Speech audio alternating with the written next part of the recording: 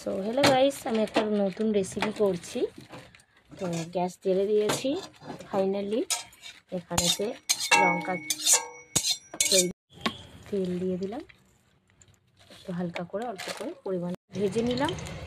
পরিমাণ মতো লবণ দিয়ে দিলাম, মতন দিচ্ছি, পরিমাণ মতন জিরা গুঁড়া দিয়ে দিলাম। তো অসাধারণ লাগবে আলুর পরোটাটা। পরিমাণ মতন ময়দা নিয়ে নিচ্ছি। অসাধারণ রেসিপি তৈরি করছি। এই রেসিপিটা কেমন লাগছে বুঝতেই পারছি। একটু আলুর একটু সমস্যা হচ্ছে, একটু জল দিয়ে দিলাম পরিমাণ মতন। তো আমি মাখতে চালু করে দিচ্ছি। আমি এখানে লেচি করে ফেলেছি, তো দেখাচ্ছি লেচি হয়ে গেছে। এবারে পরোটাগুলো ভাজবো। আমি আলুর পরোটা ছেড়ে দিয়েছি, দুটো করেই ছাড়ছি। তো ভালো লাগলে ছোটো করে লাইক করে দেবেন, একটু কমেন্ট করবেন।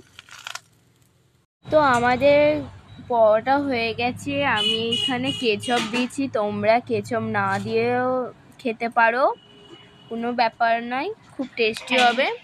ফাইনালি আলুর পরোটা একদম এক সাইডে রেডি হয়ে গেছে। দেখে নিন, একদম আলুর পরোটা রেডি। যদি খেতে চান এইভাবেই রেসিপিটা তৈরি করবেন।